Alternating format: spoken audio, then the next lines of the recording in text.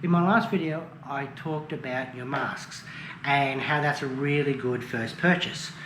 Now, in this one here, I want to talk about your second purchase. Actually, there's a good argument that this should be your first purchase, but the difference in price range and the masks are good just to tip your toe into the world of buying all your equipment and stuff like that. Now, this time here though, now we're starting to get into stuff that really seriously makes a difference to your diving. And that's a dive computer. Now, you go, oh yeah, but I can get a dive computer while I'm at the dive centre, they supply dive computers. And I go, yeah, that's true. And that's quite good. It gives you your bottom times, and it gives you, and if you're sticking with NDLs and all that, and yeah, it's quite good. But when you come to the surface, you hand the dive computer back. So you're not getting a good history of what your stuff. Whereas if you have your own dive computer, you will upload all this to your phone, tablet. Actually, with me, I've also got it linked up to my computer. So after a dive trip, I can get back and I can open up. I've got some really big screens, monitors.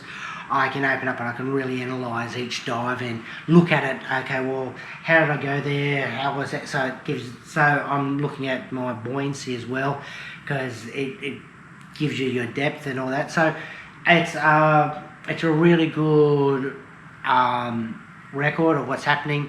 Also, when you're diving, let's say you're on a liveaboard. Now you could be doing up to 4 dives a day for 7 days a week. What's happening to your body in that meantime? You're underwater a lot. Now that's great, but you want to know, okay, what's happening to my body? What build up am I getting? Is everything just clearing out easily enough? When's it okay for me to fly afterwards?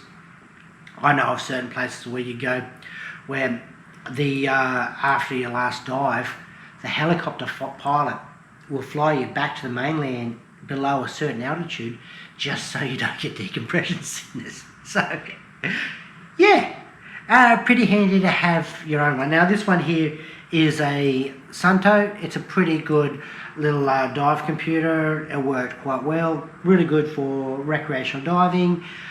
Don't really have any problems with it, and it does all the stuff that you need it to do for normal recreational diving. So quite handy to have. And I actually still dive with this, but I also dive with this one. Now this is a shearwater. Now as far as shearwaters are concerned, if you're looking at the best, it's not the most expensive dive computer out there. If you want to go for the most expensive, there's other brands. But I really didn't care too much about the price, except for when I saw it end up leave my bank account, then I kind of cared a little bit. But what I cared about was the quality and the abilities, and this really is probably the best thing on the market. And that's just not me saying that. There's a lot of people that say that. I've heard people say they belong to the Church of Shearwater. In other words, they won't dive with anything but a shearwater. That's how good they are. And it's quite handy, especially when you're doing technical diving. So if I'm down 45, 50 metres or whatever depth I'm at, I've got a mixture of all these different gases. I'm either probably on closed circuit at that stage, and this here does closed circuit as well, which is great. You can list all your different gases. This goes down, this is rated to a much greater depth than what I'm registered for, certified for, and it goes to a good greater depth than what I'll ever will be certified for. So the deepest I've gone is about 60 metres, and this handled it not a problem. But if you go down to 100, 150, 200 metres, then this is pretty good. So this here is quite good for that sort of thing. But the other thing is, when you're dealing with your dive computer, what I recommend you get, if you're going to go down this path, is I'm just going to clip just one of these on so I can show you this, is what I've got here. So I'm not saying this as in a separate purchase or whatever, because I believe that these two belong together. And this here is, when you see this, it's actually a cutting device. This is porcelain, so that won't rust, which is quite handy to have. And it's there. So, and I've got another one of these which I keep on my dive computer on this wrist.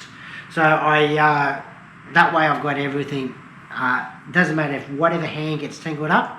If I get tangled up in something, out that comes. I can slice up, or the ropes and stuff go in there. They cut super easy. I've never had to use this underwater. I have used it on land a few times because it's quite handy. I need to cut something off. Okay, I'll just grab this. So works well. Used on land. Never had a need to use underwater.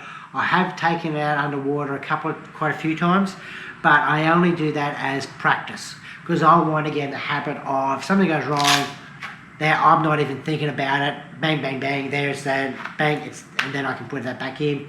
Do that with both wrists. So I'm there. Gone are the days where you need like a Crocodile Dundee knife. This is a knife. No, you're not fighting off sharks. If anything, you're trying to get the sharks to come close to you. They're really cool creatures to look at and to be around.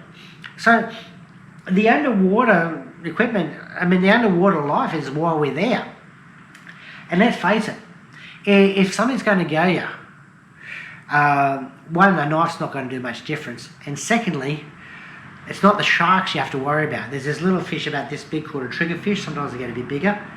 They're the ones you've got to worry about. They're called a triggerfish for a reason.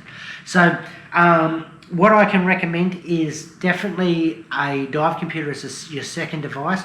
Now, my brother last year, he bought his own dive computer. He didn't get a Shearwater, and I don't blame him for the cost. Secondly, he doesn't do commercial. He doesn't do technical diving. He only does recreational diving. So for him, he's always sticking to his NDLs. A cheaper brand is more than enough. And the reason why he did it is because we're both diving, and he could see what I'm doing afterwards. So he's then handing his dive computer back, and I'm there, and I'm on my log, and I'm going, oh yeah, I did this and I did that.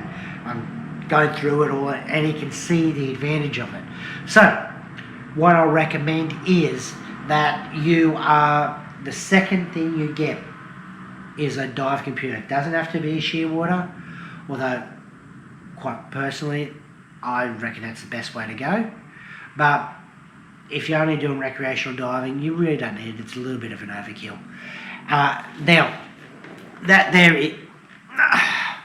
just reach over there. That there is the second dive.